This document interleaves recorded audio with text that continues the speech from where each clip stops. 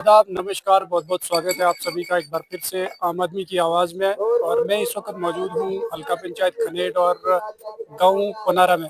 और मेरे साथ यहाँ के एक मौजूद शहरी जो है मेरे साथ मौजूद है। इनसे जानने की कोशिश करें कि आज यहाँ पे एक बड़े पैमाने पर टूर्नामेंट ऑर्गेनाइज करवाई जा रही है।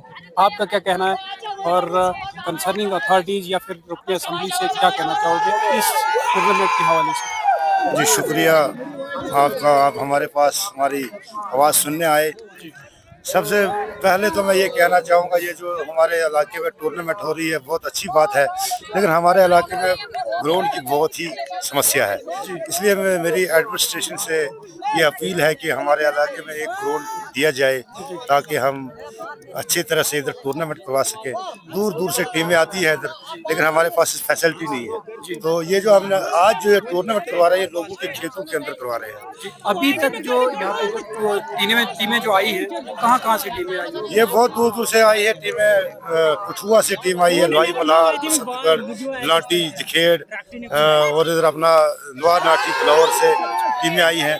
तो बहुत ही अच्छी टूर्नामेंट हमारी चल रही है इधर, लेकिन कमी इधर यही है कि एक तो हमारे रोड भी बहुत खराब है, इन रोडों को भी अच्छा किया जाए, नालियाँ बनाई जाए, डंगे दी जाए। बहुत ही तंग रोड है, इस रोड की भी हमारी बहुत मुश्किल है। फिर भी इतनी समस्या होने के बावजूद भी हम ये इधर करवा रहे हैं ताकि हमारे जो नौजवान हैं सारे ये खेल की तरफ अपना रुझान रखें, ताकि बुरे कामों से बचें। खास तौर पर अक्सर जो है हम नौजवानों को देखते हैं ड्रग्स यानी नशे की तरफ ज़्यादा जाते हैं, गलत चीज़ों की तरफ ज़्यादा जाते हैं।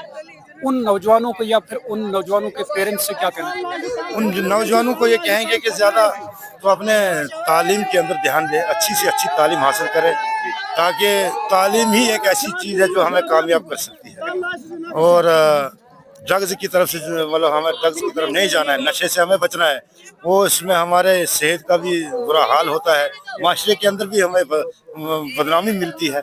इसलिए हमें क्या करना है कि नशे से बचना है और अच्छे कामों की तरफ निकलना है। और अच्छे काम तब ही करेंगे जब तक हमारे पास तालीम हो।